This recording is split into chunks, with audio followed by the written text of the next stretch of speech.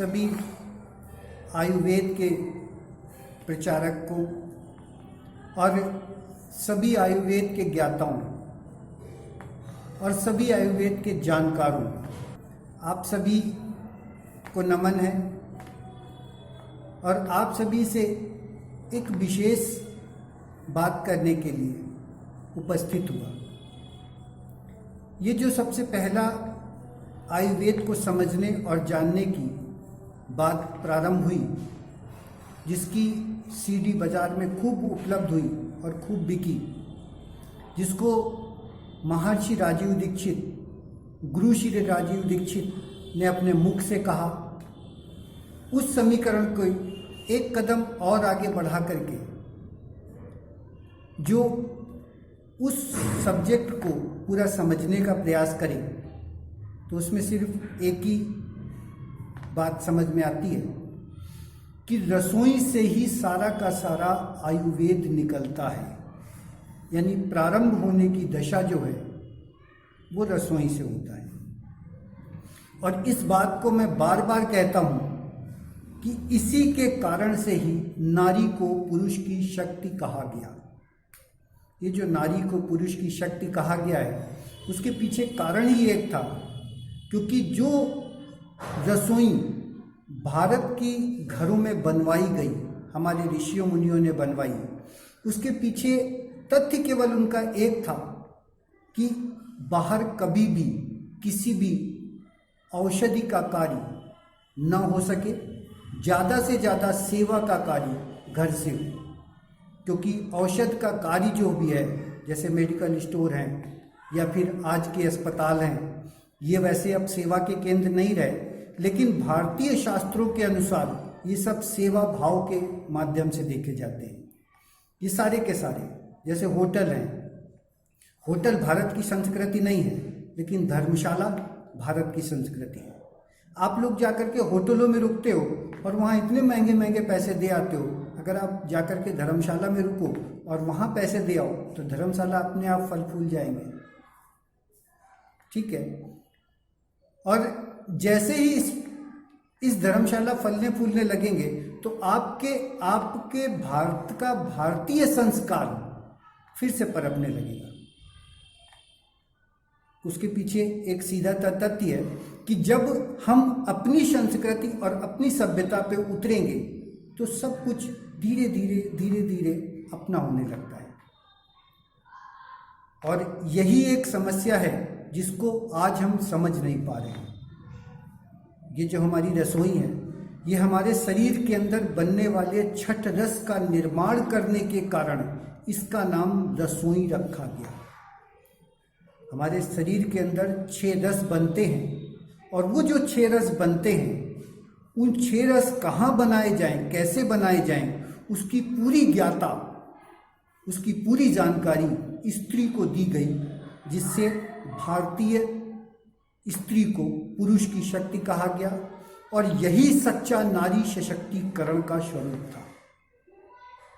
नारी सशक्ति का स्वरूप वो नहीं है जो पश्चिमी देशों से आकर के थोप दिया गया है और वो बाहर निकल के कहीं नौकरी करे जाकर के। नारी सशक्तिकरण का सच्चा स्वरूप रसोई से है। आप पूछोगे कैसे था? हम लोगों ने तमाम जगह पे प्रैक्टिकल करके देखा। आज के बाद आप भी प्रैक्टिकल कर लेना, कभी अनसक्सेस होता ही नहीं, कभी नहीं हुआ। क्या किया कि किसी को पेट खराब था, और उसका पेट इस तरीके से खराब था कि वो रात भर लैट्रीन गया, और लैट्रीन जाने के बाद जब मैं सवेरे 5 बजे उठा, तो पता चला कि उनको रात भर लैट्रीन आई है। मैंने कुछ नहीं किया। मैंने कहा 2 चम्मच जीरा 1 गिलास पानी में डालो, उस पानी को इतना उबालो कि वो पानी आधा रह जाए, यानी आधा गिलास। वो जो आधा गिलास पानी है, उसको छान करके उस व्यक्ति को पिला दिया। 1 घंटे के अंदर वो व्यक्ति ठीक हो गया। मतलब उसका पेट बिल्कुल ठीक हो गया। ये जीरा है। किसी प्रक्रिया को समझने के लिए हमको अपनी रसोई को सबसे पहले समझना होगा, क्योंकि प्रत्याहार ही धारणा को बनाता है। ये एक छोटा सा उदाहरण मैंने जीरे का दिया, ऐसे ही सारे उदाहरण पूरी रसोई के अंदर पे हैं। जितनी भी आपके पास रसोई के अंदर मसाले हैं, जितनी भी औषधियाँ हैं, ये सारी की सारी आपके किसी न किसी प्रयोग में ज़रूर आती हैं, किसी न किसी प्रयोग को ठीक कर रही है। हम लोग करते क्या है, हम लोग रसोई को छोड़ करके बाहर की तरफ देख रहे हैं। आज की नारी का भी वही हाल है, उसको पश्चिमी सभ्यता ऐसी बुरी तरह दिखाई दे रही है कि उसको भारत के अंदर का कुछ नहीं दिखाई देता। रसोई में तो बोझ लग रहा है, माँ बाप को भी यही लगता है कि अपने लड़के लड़कियों को रसोई में भेजना तो उनको बड़ा बोझ ही लगता है। मतलब ऐसा लगता है कि वो पिछड़ जाएंगे किसी से। अब आप सोचो कि आप अगर खाना खाने के बाद भोजन जो बना रहे हो, उसको भोजन बनाने में आप अपने घर में अगर पिछड़ रहे हो किसी से, तो फिर कैसे सशक्तिकरण चालू होगा? ये सशक्तिकरण कभी पूरा नहीं होता। ना आयुर्वेद के सिद्धांतों के आप चलो। आयुर्वेद का सिद्धांत अगर किसी भी बड़ी से बड़ी कंपनी के बेस पर होता, कोई भी कंपनी बना करके और कोई भी काम करता, तो मेरे ख्याल से चरक ऋषि ने भी अपनी कंपनी डाली होती, बांग भट्ट ऋषि ने भी अपनी कंपनी डाली होती, या आयुर्वेद के तमाम सारे ज्ञाताओं ने भी अपनी अपनी कंपनी डाल करके प्रोडक्ट लॉन्च कर दिया होता। ऐसा तो नहीं हुआ। तो क्या हुआ? ठीक उल्टी प्रक्रिया हुई है। मल्टीनेशनल कंपनीज ने आकर के हमारे बीच में शोर मचा दिया और आयुर्वेद के नाम पर हमारे पास भी कई सारी कंपनियां भारत के अंदर भी खड़ी हो गई। लेकिन सच इसका ठीक उल्टा है, ठीक उल्टा है। आप जैविक खेती की तैयारी करो, आप जैविक खेती कराओ, और जैविक खेती करा हुआ जो भी चीज़ है उसको किसी न किसी बेस पे यूज़ करो, तो आपको पूरी तरह से सब कुछ ठीक हो जाएगा। अब आप कहो कि जैविक खेती कैसे करें, तो वो आपको करना पड़ेगा। उसके रास्ते हम लोग बता रहे हैं, वो कैसे करोगे वो आप लोग करो। हम लोगों से कांटेक्ट करो, संपर्क स्थापित करो, और संपर्क स्थापित करने के बाद हम लोग पूरी तैयारी में बैठे हुए हैं कि आयुर्वेद को रसोई के माध्यम से पुनः खड़ा करेंगे। और जैसे ही आयुर्वेद रसोई के माध्यम से पुनः खड़ा होगा, आप भोजन अंदर का करोगे तो कोई भी वायरस आ जाए आपकी सेहत पे फर्क नहीं पड़ता।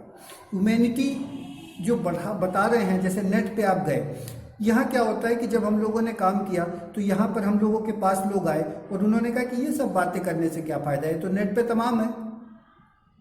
अब आप राजीव दीक्षित जी को सुन लीजिए, दही में यदि नमक डाल के खाया जाएगा तो वो किसी प्रकार का फ़ायदा नहीं करता, लेकिन नेट पे जाओ तो दही में नमक डाल करके खाओ तो आपकी इम्यूनिटी बढ़ाता हुआ सब कुछ मिल जाएगा।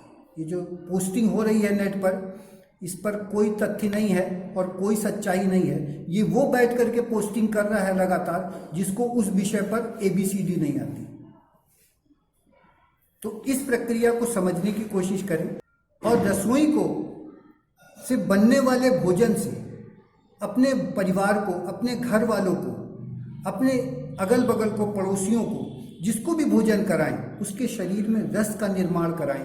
और जैसे ही रस का निर्माण होता है वैसे ही अपने आप इम्यूनिटी बढ़ जाती है। जैसे ही इम्यूनिटी आपके शरीर की बढ़ती है, आपकी अंदरूनी शक्ति बढ़ती है, चाहे जितना बड़ा वायरस आ जाए आपके कुछ भी प्रयोग समस्या नहीं खड़ा करता। जैसे टीबी की बात है, एक बहुत बड़ा रोग है, टीबी की बात है, तो टीबी होता कैसे है, इस प्रक्रिया को जरा समझें। और जब आप इसको समझेंगे तो आप देखेंगे कि ये अपने आप ठीक हो जाएगा। होता कैसे आके, आपके शरीर की कमजोरी तो है जो टीबी कर रहा है। और गौमूत्र से टीबी जड़ से खत्म होता है, बिल्कुल जड़ से खत्म होता है। लेकिन गौमूत्र नहीं, सैनिटाइजर जिंदाबाद, उसमें बदबू आती है, इसमें खुशबू आ रही है। इसके बाद आज जैसे हेमंत ऋतु चालू हुई है, ये जो हेमंत ऋतु चालू हुई है, जो सर्दी का मौसम आया है, इसमें आप हल्की चीज़ें, भोजन को छोड़ दो। जैसे लौकी है, छोड़ दो खाना, बिल्कुल खाना छोड़ दो। तरोई है, छोड़ दो इसको। जो हल्का भोजन बन रहा है उसको बनाना बंद करो। अब आप भारी भोजन करो, जैसे छोले हैं, तिल है, ये सब भारी भोजन है, मूंगफली है, ये सब भारी है, ये खाना चालू करो। आपके शरीर के अंदर जितनी भी समस्याएं आ रही होंगी सब खत्म हो जाएंगी। तो भोजन की प्रक्रिया ऋतु के अनुसार जब आप चालू करोगे तो आपके घर के अंदर आने वाली सारी समस्याओं का समाधान यहीं से हो जाएगा। सारी समस्याओं का समाधान। किसी बड़ी कंपनी के पास जाने की ज़रूरत नहीं है, इसके लिए किसी के पास जाने की ज़रूरत नहीं है। आप अपनी रसोई को समझो।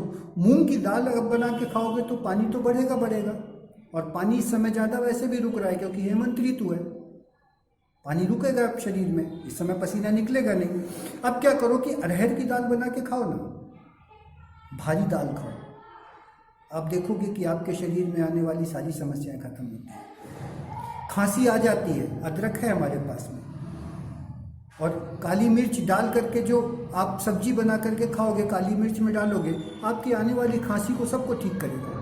आपके शरीर में कफ रुकने की समय चालू हुआ है, अब ये बात आपको असर करने का समय है, तो कफ आपके शरीर में रुकेगा और बात आपके शरीर में असर करेगा। आप प्रयास ये करो कि इस समय बात ना असर कर पाए किसी तरीके, यानी बात वाली चीज़ें ज़्यादा खाओ, भारी चीज़ें ज़्यादा खाओ, कफ को डिस्ट्रॉय करो, समाप्त करने का प्रयास करो, क्योंकि आने वाली अगली चैत्र वाली जो ऋतु होगी, चैत्र में जो होगा उसमें कफ ये असर दिखाएगा, जाके आपको 3 महीने बाद भी ये असर दिखाएगा, और चैत्र में आने वाली खांसी और कफ के रोग आपके अभी से समाप्त हो जाएंगे। ये आयुर्वेद है, और ये आयुर्वेद आपकी रसोई से निकलता है। हम लोग बच्चों के साथ लगे हुए हैं और बच्चों को ये प्रक्रिया सिखा रहे हैं, छोटी छोटी लड़कियों को सिखाया है, लड़कों को ये प्रक्रिया सिखाई है। आप लोग इस प्रक्रिया को अपने बच्चों को सिखाओ और बच्चों के साथ काम करो, आप देखोगे कि सारी की सारी बीमारियां बिना पैसे के ऐसे खत्म होती हैं। अपरिग्रह जहाँ पर होता है वहाँ पर पैसों की आवश्यकता नहीं होती, और पैसों की अगर आवश्यकता होती है वहाँ पर अपरिग्रह नहीं होता। और यूरोप के अंदर, पश्चिम के देशों के अंदर पैसा बहुत है, लेकिन उनके पास अपरिग्रह नहीं है। हमारे यहाँ सीमित मात्रा में है, लेकिन अपरिग्रह है। हम आत्मा से बड़े संतुष्ट हैं। हमको हाई फाई जीवन नहीं बिताना, हमको आराम से अपनी ज़िंदगी बितानी है, प्यार से अपनी ज़िंदगी बितानी है। अगर बिना एक पैसे, बिना एक डॉक्टर को रुपया दिए, बिना किसी वायरस के डरे हुए आपको ज़िंदगी बितानी है, तो आपको केवल एक काम करना होगा कि रसोई से आयुर्वेद के पूरे रिश्ते को समझना पड़ेगा।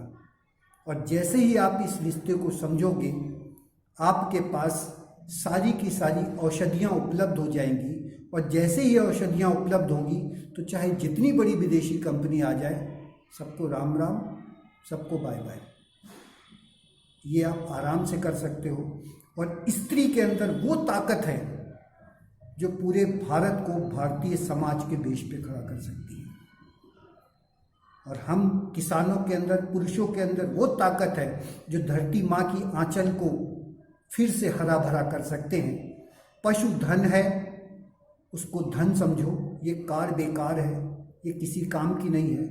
और जो पशु धन है वही उपजाऊ बना करके हमारी संपदा को बढ़ाएगी। अपनी संपदा को पशु धन से बढ़ाओ, अपने पैसे बचाने की प्रक्रिया को रसोई से बचाओ। बाहर ज़रूरत से ज़्यादा इन्वेस्ट करने की जगह अपने शरीर को स्वस्थ रखने पर इन्वेस्ट करो, और वो रसोई के माध्यम से करो, ऋतु के अनुसार करो। ये छोटा सा आयुर्वेद का परिचय था, और इस आयुर्वेद के छोटे से परिचय को आप समझो, और इस आयुर्वेद के छोटे से परिचय को आप अपने पास धारण करो। जो प्रयास हम लोगों ने किया उसमें सफलता तभी मिलेगी जब आप लोग इस प्रक्रिया को चालू करोगे। सभी को आभार है, सभी को धन्यवाद है।